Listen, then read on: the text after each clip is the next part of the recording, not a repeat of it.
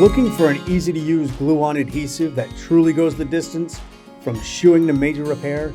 Only Equilux is strong enough to stand up to everyday wear and tear, yet remain flexible for easy filing and shaping, even nailing. To handle all your repair jobs from patching quarter cracks to major hoof wall reconstruction. Equilux. Tough, flexible, easy to use. Because a horse is only as good as its foot. We've asked some suppliers and some farriers to give us some thoughts on what the last 50 years has been about. And several of them have said, man, you helped this industry get to where we would talk to one another, you know, and it used to be we'd go in the barn, and if there was another farrier showed up, we'd pack up and leave, but that doesn't happen anymore. And I always remember Red Wrenching because he had a number of people that worked for him over the years, and he always was proud of them, and it would help set them up in business, and stayed in touch with them. And other farriers, you know, if somebody left, they'd never talk to the guy again, but we've gotten past that. You mentioned the summit. We got the summit started. It's going to be the 22nd year this time. Tell us about the summit experience. Well, let's see, personally, I think I had to look at I think you surveyed everybody. We figured out that there was probably three parts of the country that would work well from us. And one of the most important things was having an international airport, somebody that could be getting flights in from Europe and wherever people were coming from. So we kind of narrowed it down to Cincinnati, Indianapolis, and St. Louis. Geographically, people were in that area. They could drive there easily. I think you wanted within 500-mile type thing. And we had done an overlay of our readers to see where they were all at, how many subscribers we had in different areas. And it just worked out. So then I went to all the cities and talked to convention bureaus to see what they thought, what they had that would fit our group. It's always a gamble when you don't know. You don't know whether you're going to have 100 people show up or 400 people. You don't know. You don't know what you don't know. So I remember the people in St. Louis, super nice place, but I think it was a parking garage that they were going to wall off for us. And I'm thinking, I can't see anybody putting their exhibits up here in a parking garage. Yes, I'm sure you can wall it off, but it just doesn't sound real secure. Indianapolis had some really good options, but nothing that just worked. It just didn't work as good as Cincinnati. I mean, everything about Cincinnati just worked really well for us as far as places to go, to eat, and things to see and do. We knew from experience that the farriers like to go back to the same type of area quite often. This is something that maybe they just felt real comfortable. They got to know the city. It just had the feel that we were looking for at the time. That's what we wanted to do. So I remember we had some meetings with some potential sponsor type people that we wanted to get a feel for whether they thought they would do it. We talked to Doc and Nancy Redden about the bluegrass. The bluegrass, unfortunately, was sort of ending its life as far as where it was going to go, I guess, I would say. And it just seemed to be like it would be the natural step to take it and do something with that. So I think we probably a little over a year, maybe a year and a half from when you first talked to Doc and Nancy. And then that summer, we got everything lined up. We had talked to everybody, and we knew it was going to be happening and got contracts signed. I mean, it went pretty fast once we decided we were doing it. And the secret in that is it was a different type of meeting. It's similar, but different. Where the bluegrass tended to focus more on laminitis and those type of things. We wanted to talk about everything. We wanted to talk about shoeing horses. You wanted to talk whether it be a standard bred or Pasifino, whatever it would be. We wanted to talk about different types of shoes, without actually having a competition. The AFA was strong in the competition, and at that time we said we don't want to step on toes. We just want to do something different. And I think we had 68, 70 exhibitors, I think, at the very first one, which was a lot for a brand new starting thing. And I don't remember the actual number of people who came. So it went really well. And of course, at that point, we were already talking a lot to all of our suppliers.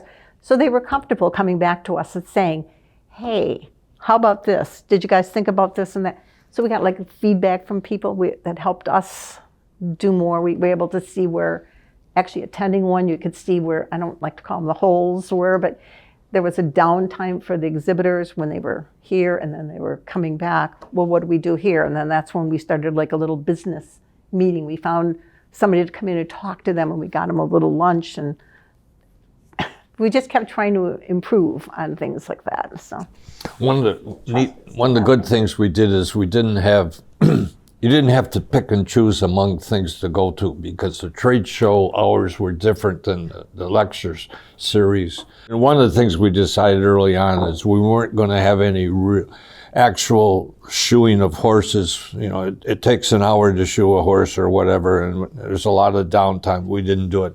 And I still remember the very first year we had Jim Ferry from Scotland, and he talked about shoeing Clydesdales. He had a video that he had made that took an hour to make of shoeing a Clydesdale, and he boiled it down to 7 minutes and showed this video. And so in 7 minutes, you got the whole story. If he had done it in person, we would have had an hour to go. But early on, we decided we weren't going to do live shoeings of horses. And once in a while, somebody still says, why don't you do that? And we pretty much say, no, we're not going to go to it. But then the vet tech people came in with their hooves and showed people how to do it. So that was kind of a lab thing. And that was a hands-on experience, because they'd have 40 or 50 legs to be shod, and people could actually get in there and nail them. Well, like I said, every time we got an idea from somebody, we would figure out if it was feasible and if everybody would be interested or enough people would be interested, and then we should take it down the pipe. This logo we started, it kind of looks like a hoof, and it's stayed with us all these years. We really haven't changed it all these years. And you know, the summit, it's like a mountain, but it's like the frog.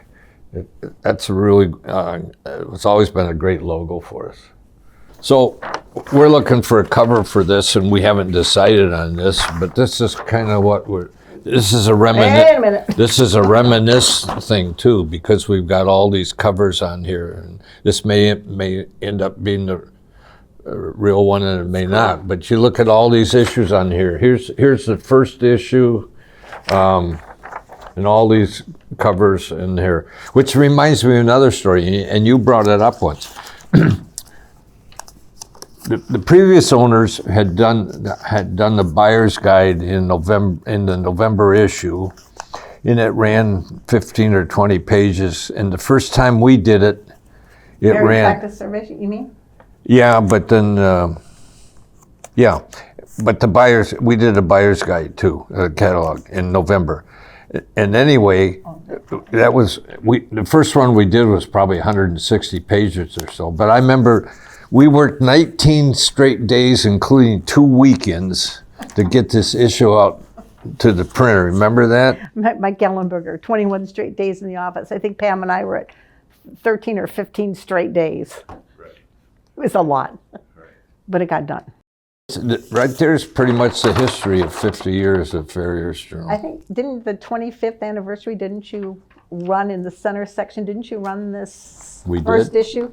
I recall. We did. Which was kind of fun. I think you even kept the ads in it, maybe. I don't remember that. No, we did. It's right here.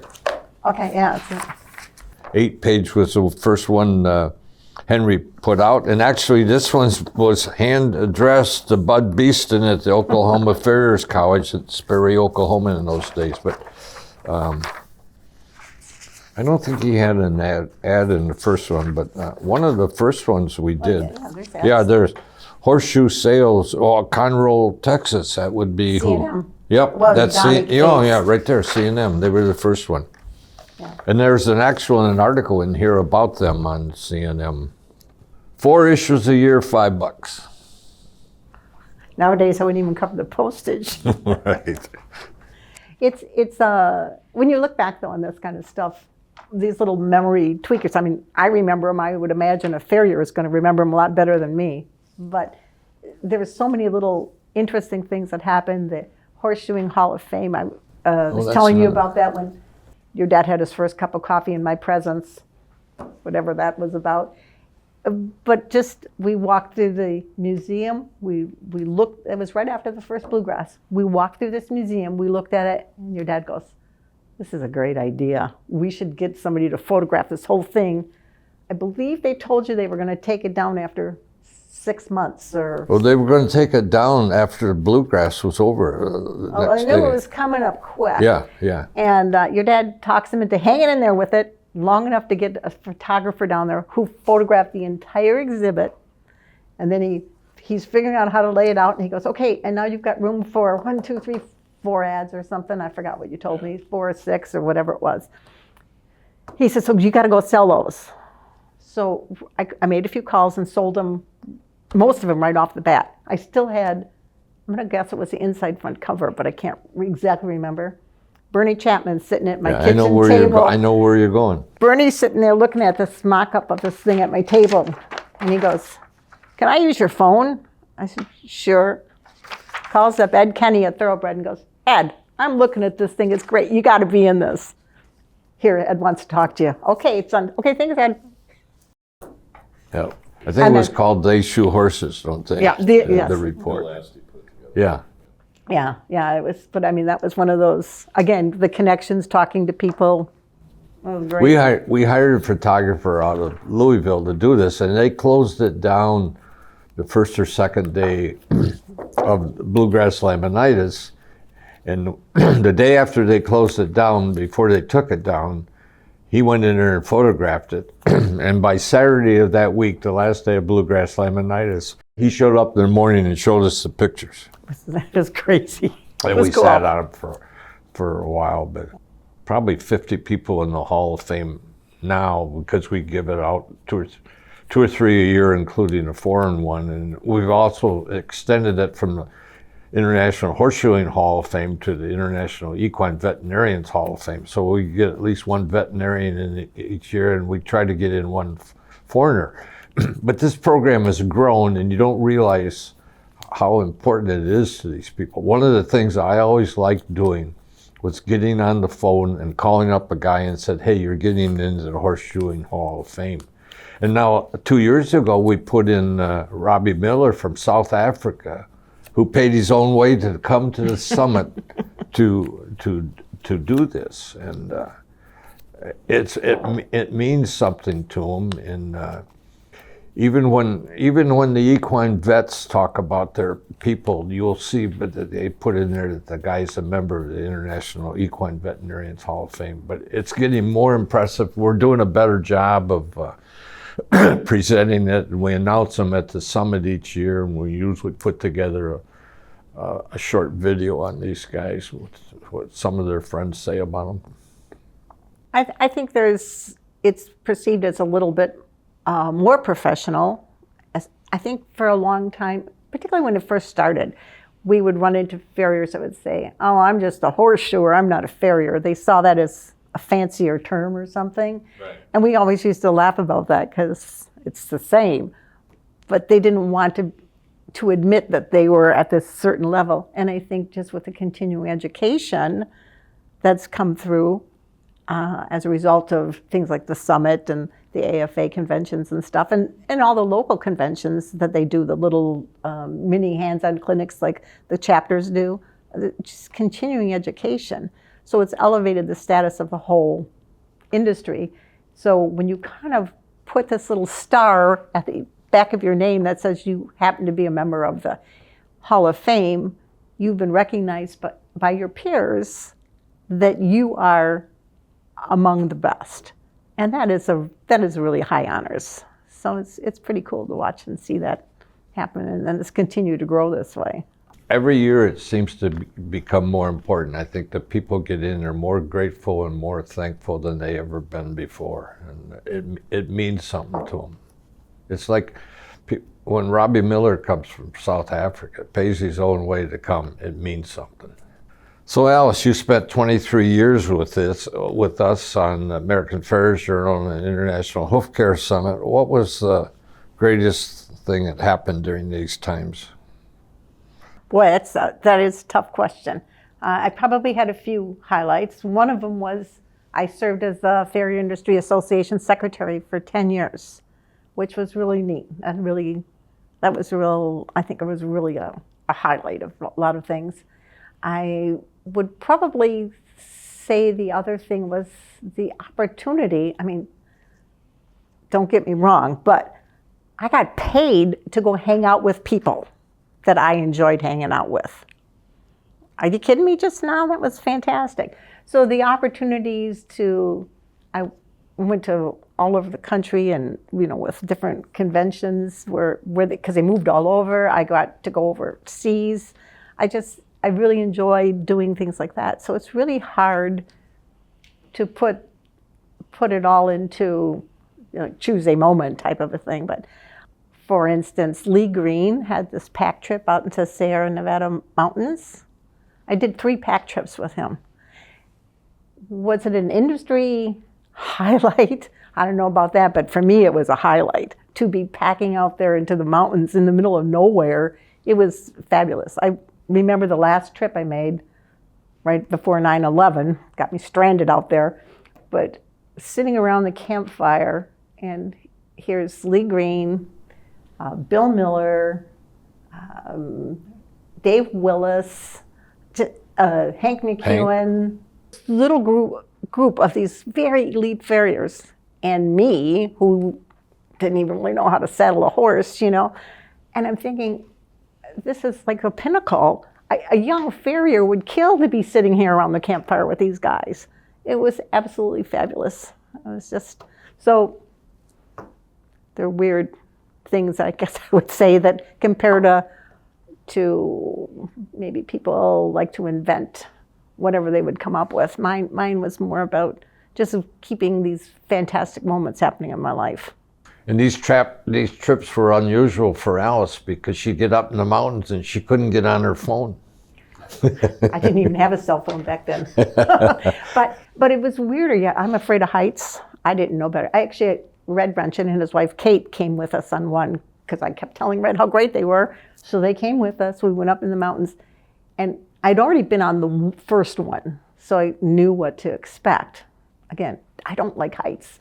We're on the switchbacks going down this mountain thing. And I kept thinking, what's the scary part again? I forget when that happens. The trail is about this wide, and the horse walks like this, okay?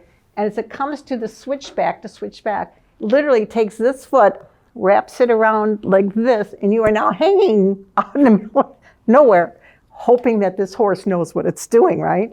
And he's kind of cranking down this thing, and we're winding down the switchback, and all of a sudden, Red Wrenchen and Kate were down a few in front of us. They look back up at us, and Red yells, "You didn't tell me about this part." I'm like, well, it gets worse. There's scary stuff. But it was just incredible. We had a lot of fun.